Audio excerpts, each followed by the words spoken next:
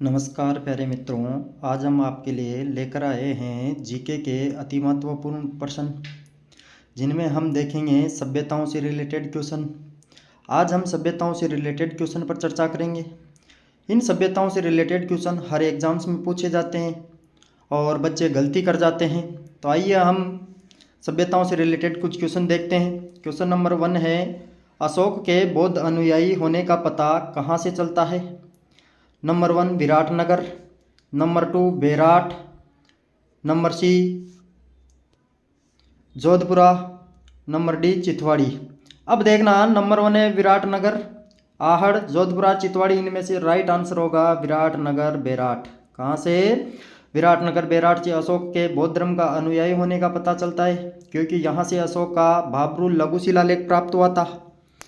इस शिलालेख से अशोक के बौद्ध अनुयायी होने का पता चलता है। इसके बाद में अगला क्वेश्चन देखेंगे हम, क्वेश्चन नंबर 2। क्वेश्चन नंबर 2 है, ताम्र सभ्यताओं की जननी कौन सी सभ्यता है? गणेश्वर, बालाथल, आहड़, नगरी। तो इनमें से कौन सा होगा? ताम्र सभ्यताओं की जननी गणेश्वर सभ्यता को कहा जाता है। कौन सी सभ्यता को कहा जाता है? गणेश्वर सभ्यता को, क्योंकि उस टाइम पर गणेश्वर से बाकी सभी सभ्यताओं को तांबा निर्यात किया जाता था, इसलिए इस सभ्यता को ताम्र सभ्यताओं की जननी भी कहा जाता है। अगला क्वेश्चन देखते हैं, बर्ड राइडर रॉक पेंटिंग कहाँ से प्राप्त हुई? Option A Gardara, option B Alniya, option C Tiptiya, option C Indragarh, option D है तिपटिया। अब इनमें से जो राइट आंसर होगा वो राइट आंसर होगा गरदड़ा बूंदी से। कहाँ से प्राप्त हुई थी? गरदड़ा बूंदी से उड़ते हुए पक्षियों के शैल चित्र प्राप्त हुए थे। तो इसका राइट आंसर हो जाएगा गरदड़ा। अगला क्वेश्चन देखते हैं,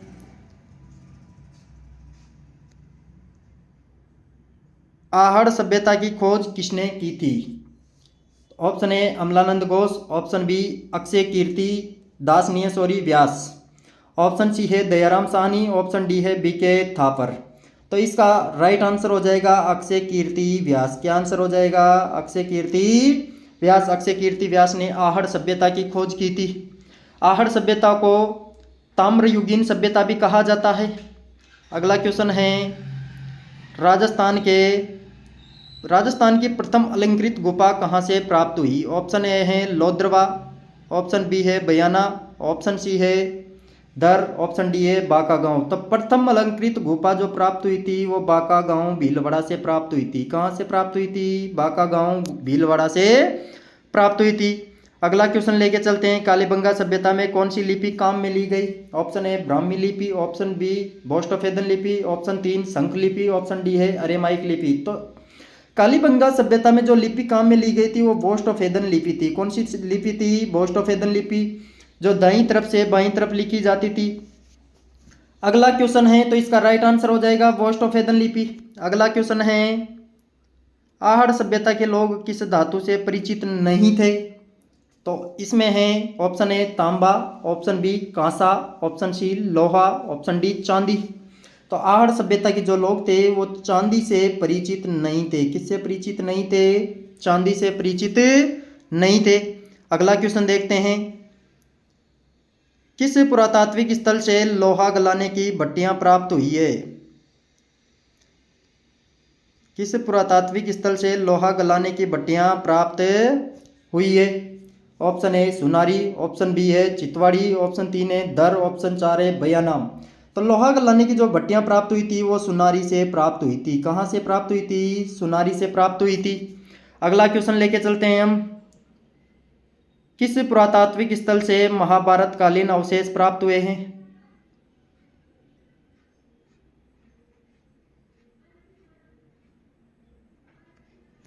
किस पुरातात्विक स्थल से महाभारत कालीन अवशेष प्राप्त हुए हैं?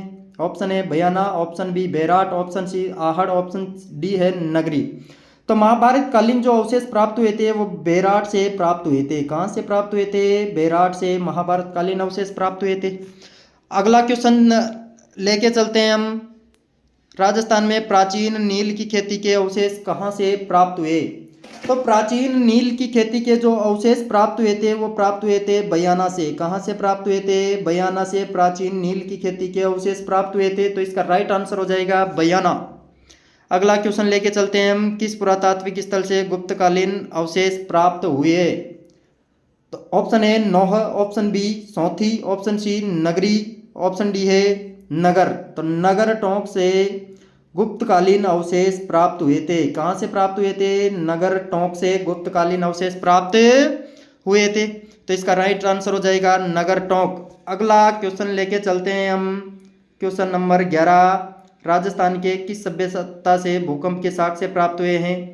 इसका ए ऑप्शन है कालीबंगा, बी है आहड़, सी है गणेश्वर, डी है Balathal.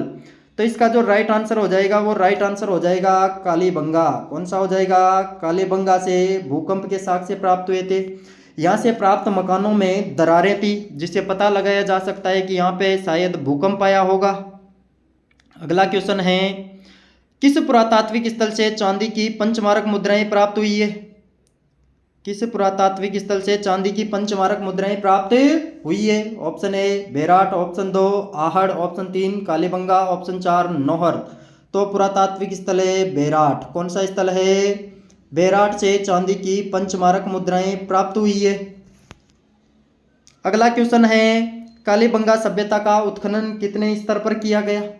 Option A 1, option 2 option 3 option 4 5। Kalibangan का सभ्यता का जो उत्खनन किया गया था वो 5 स्तरों पर किया गया था। कितने स्तरों पर किया गया था?